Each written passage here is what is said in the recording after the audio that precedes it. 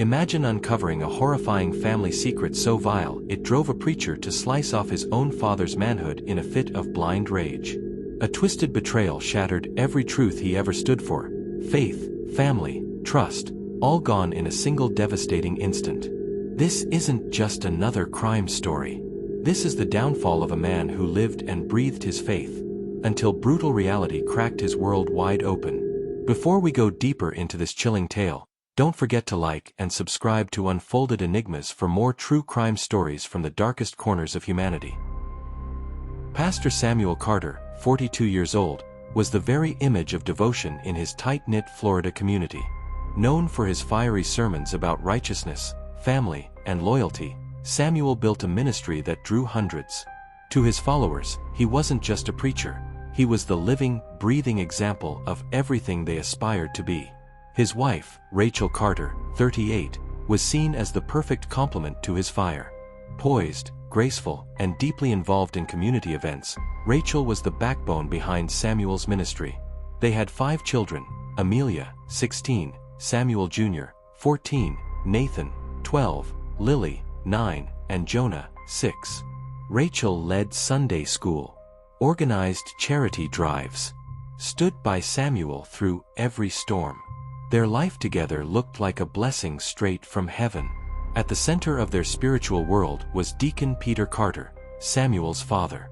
A 65-year-old elder in the church, Peter was a towering figure of respect. He had raised Samuel on the strictest values of faith, discipline, and obedience. Samuel often credited Peter during sermons, calling him the rock their family was built upon. Family life at the Carter home was full of energy. Amelia was driven and academic.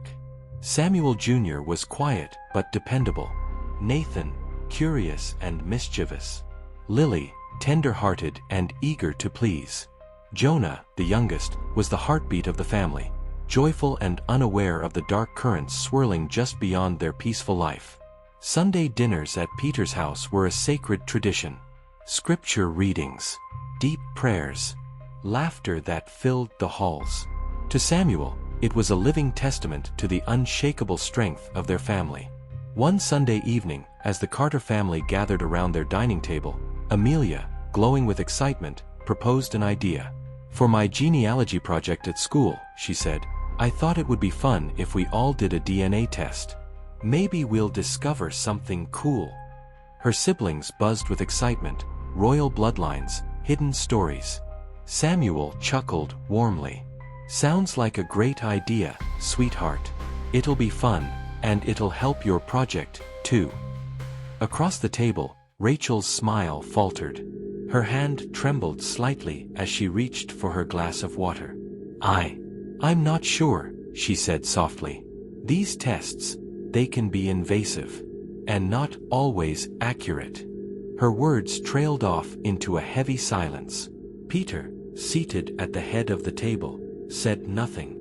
He simply sipped his coffee, eyes unreadable. "Come on, Rachel," Samuel said, brushing off her hesitation. "What's the harm? We have nothing to hide." Rachel hesitated. Then, with a trembling breath, she nodded. "All right," she whispered. The kids cheered, and Samuel pulled out his phone to order the kits. Peter's smile was thin, tight, silent. Weeks later, the DNA results arrived. Amelia gathered everyone around the computer, buzzing with anticipation. As Samuel scrolled through the reports, the excitement in the room shifted. His brow furrowed. This can't be right," he muttered, leaning closer to the screen. "It says, I'm not a match to any of the kids." He laughed nervously. "Must be a glitch. Some database error." Rachel's body stiffened. Peter's face remained stone cold. "I'll call the company tomorrow," Samuel said, forcing a smile. "They'll fix it." But deep down, something cold gripped his gut. The company's response crushed him. "We triple-checked," the representative said over the phone. "There's no mistake. The children's biological father is another close relative from your submitted samples." Samuel's world spun. There was only one close male relative in the test group: Peter, his own father. That night, Samuel stormed home, the printed DNA results shaking in his hand. Rachel was folding laundry in the living room.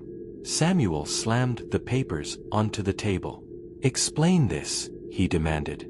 Rachel's eyes darted to the papers, then to Samuel. "What are you talking about?" she whispered, voice trembling. "The DNA results," Samuel barked.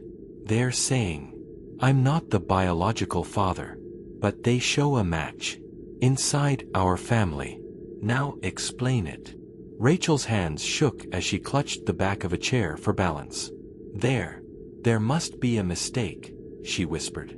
Samuel's voice rose, filled with fury. "Don't lie to me." Rachel collapsed into the chair, sobbing.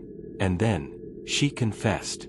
Early in their marriage, Peter had coerced her, manipulated her, threatened her. She had been trapped, powerless, for years. "All 5, she whispered through broken sobs. "All 5 children.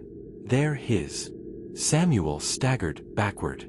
The life he thought he had, his marriage, his ministry, his children, was built on lies.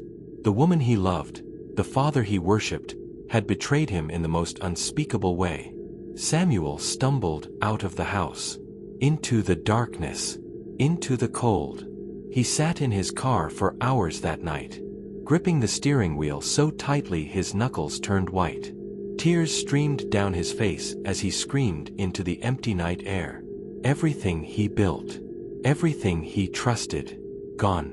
By morning, his rage had crystallized into something harder, colder. Vengeance. Forgiveness was no longer an option. That evening, Samuel returned home. Rachel sat in the living room, hollow-eyed and broken. Samuel said nothing. In his hand, hidden behind his coat, was a kitchen knife. Rachel looked up, hope flickering across her tear-streaked face. "Samuel," she whispered, "I know you're hurt, but we can." He cut her off. "You destroyed everything." Tears streamed down Rachel's face as she fell to her knees. "I was trapped. I never wanted to hurt you." Samuel's laughter was bitter. "You didn't want to hurt me? You lived a lie under my roof." And then, rage took over. Without hesitation, Samuel plunged the knife into Rachel's chest. She gasped, her eyes wide with shock as she collapsed to the floor. Samuel struck again, and again, and again. When it was done, he stood over her lifeless body, panting. But his rage wasn't done yet. There was one more person who had to pay. Samuel drove through the night to Peter's house. He kicked the door open. Peter looked up from his Bible, startled. "What are you doing here, son?" he asked. Samuel threw the DNA papers onto the table. "Explain this." Peter's face shifted, fear flickering across his features.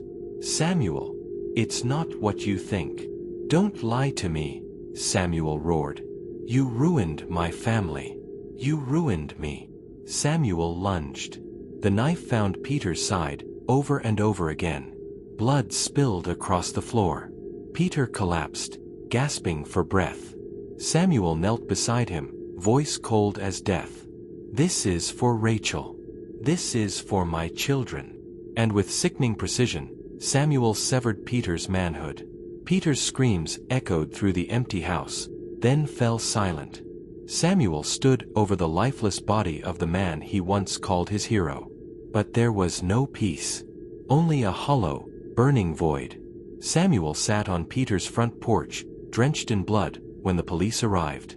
Weapons drawn, they expected resistance. They found none. Samuel looked up at them, Bible in his lap. "It's done," he said simply. "God's justice has been served."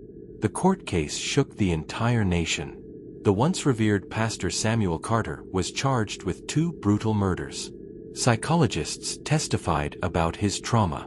The defense painted him as a man broken beyond human limits. But the prosecution showed the jury the brutal, methodical violence he unleashed. After long deliberations, The jury returned a verdict. Guilty. Life without parole. Samuel's 5 children, now revealed to be Peter's biological offspring, were placed in foster care.